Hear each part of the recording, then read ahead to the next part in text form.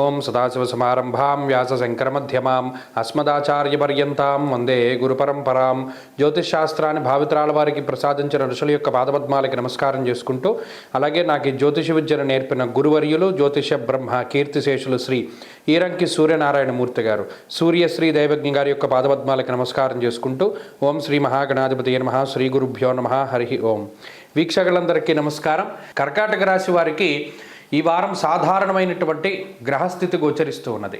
ప్రత్యేకించి గ్రహములన్నీ కూడా సప్తమ స్థానమందు కేంద్రీకృతులు అవుతూ ఉండడం, అనుకూలించేటువంటి గ్రహాలు ఏవి కూడా లేకపోవడం, ఒక చంద్రుడు మినహాయించి ప్రతి గ్రహము ప్రతికూలంగా ఉన్నటువంటి పరిస్థితుల్లో చంద్రుని యొక్క బలం దశమ ఏకాదశ స్థానముల యందు చాలా బలీయంగా ఉంటుంది. కాబట్టి దాదాపుగా గురువారం వరకు ఉండేటువంటి పరిస్థితులన్నీ కూడా చంద్రుడు కాపాడుతూ ఉంటారు.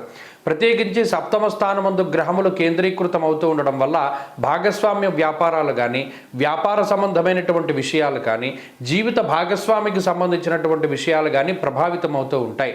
మన కుటుంబ సభ్యులకి లేదా జీవిత భాగస్వామికి ఉండేటువంటి కొన్ని చిన్నపాటి సమస్యలు, మనస్పర్ధలు, మాట పట్టింపులతోటి కొంత మానసిక అశాంతి ఎక్కువగా ఉంటూ ఉండడం, అలాగే శుభమూలకో వ్యయశ్చైవ ప్రాణి విక్రయ దోషణం అన్నారంటే ఖర్చు కొన్నిసార్లు ఈ ఖర్చు మంచివాటికి అయినప్పటికీ కూడా అధిక మోతాదులో మనం సంపాదిస్తున్నా సరే దాచుకోలేకపోతున్నాం అయినటువంటి బాధ అధికంగా ఉంటుంది.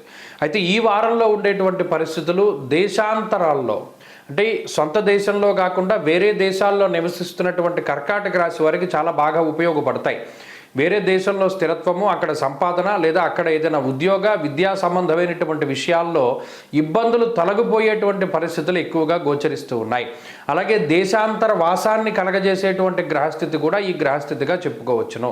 కాబట్టి కర్కాటక రాశి వారిలో ప్రధానంగా బాగుపడేటువంటి వారు ఇక్కడ పుట్టి వేరే దేశాల్లో ఉన్నటువంటి వారు, లేదా వేరే దేశాల్లో పుట్టి ఇక్కడ ఉన్నటువంటి వారు మాత్రం కొంత లబ్ధి పొందడానికి అవకాశం ఉంటుంది. ఇంకా ఈ వారంలో ఉండేటువంటి పరిస్థితుల్లో ప్రధానంగా దశమంలో ఏకాదశంలో చంద్రుని యొక్క స్థితి మనసుకి నచ్చినటువంటి వ్యక్తుల్ని కలవడం, నచ్చినటువంటి వ్యక్తులతోటి సంభాషిస్తూ ఉండడం, లేదు ఆకస్మికంగా ఎప్పుడో చేసినటువంటి సహాయానికి బదులు తీర్చుకోవడానికి కొంతమంది వచ్చి మీకు సహకరిస్తూ ఉండడం, తోటి ఉద్యోగస్తులు కానీ పై అధికారులు కానీ కొంత మీ మీద కన్సర్న్ చూపిస్తూ ఉండడం, అంటే పలానా వ్యక్తులు మంచివారే, ప్రస్తుతం ఏదైనా వాళ్ళు ఇబ్బంది పడుతూ ఉంటే మనం సహాయం చేద్దామనేటువంటి ధోరణిలో మీకు ఇతరులు సహకారం అందిస్తూ ఉంటారు. దీనివల్ల కొంత మీకు ఒత్తిడి తగ్గుతూ ఉంటుంది. అయినప్పటికీ కూడా అదృష్టం తక్కువగా ఉంటుంది. ప్రతిదీ కష్టపడితేనే కానీ ముందుకు వెళ్ళనటువంటి పరిస్థితులు ఉంటాయి. ప్రతిదానికి మీరే సొంతంగా కష్టపడవలసినటువంటి పరిస్థితులు ఉన్నాయి. కర్కాటక రాశి వారు ఈ వారంలో మరింత అనుకూలమైనటువంటి ఫలితాలని సాధించడానికై ఎక్కువగా సుబ్రహ్మణ్య ఆరాధన చేస్తూ ఉండడం చెప్పదగినటువంటి సూచన.